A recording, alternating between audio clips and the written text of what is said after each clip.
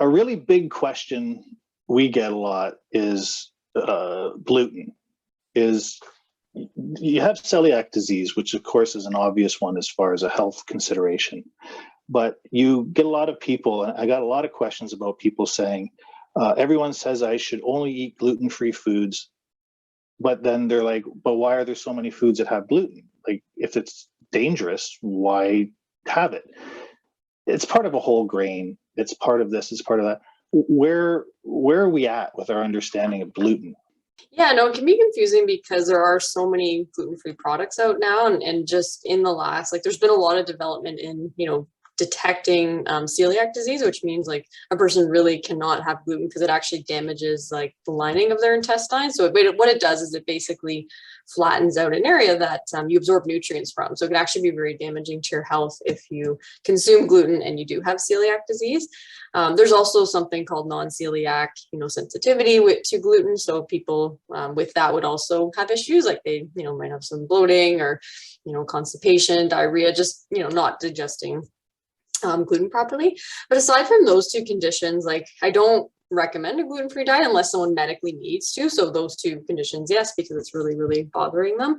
But aside from that, there's nothing wrong with gluten. It makes, food taste quite good. It provides like the structure and everything there. And if someone goes on a gluten-free diet, doesn't necessarily mean it's healthier. I actually wrote an article, like a whole thing on this too, and I can share it for sure. Oh, yeah? I write a little bit, well, I kind of put it on hold right now, but I was writing for Canadian Running, and we did kind of an article on this, like, is gluten okay? And so I wrote like an entire, I think it was like 600, words on this exact topic just to talk about it. But yeah, the main summary there was that if you're going to go gluten-free, like, because it is great to get alternative grains because you get, different nutrients and different proteins. But you're eating a whole grain still, though. Yeah, you still want to focus on the whole grain. That's the main point, because say just if you're going gluten-free, there can be, white rice flour, for example. So if that's made with that, then that's a refined grain where you're not getting any of the fiber from it. So you always want to look on gluten-free products, like what grains were involved and was there a lot of extra sugar added. So often like they'll add, tapioca starch and just other sweeteners just to make it taste as good or to help with the texture, right? Because you're going to take something away, which gluten provides that like texture to breads. Generally, you have to add something else to make it taste good. So you just want to be careful of the sugar content. You can kind of see the different words that are, for sugar on the label too, just to determine that. So yeah, you want to be careful what gluten-free products you're using. And in general, like if it's per, 100 calories per serving, like try to look for at least 3 grams of fiber. That's like a high fiber grain option. So that's something you could look for in gluten-free products. But yeah, no, it doesn't necessarily mean healthier. And I think it's good to get a variety. Like if you don't have issues digesting it, still include, whole grain, whole wheat, barley, rye. Those are all good things to include in their purest form. But yeah, alternative ones are good too. So I think it's good to get a combination of both for sure. What's interesting is correct me if I'm wrong, oats are gluten-free as a whole grain.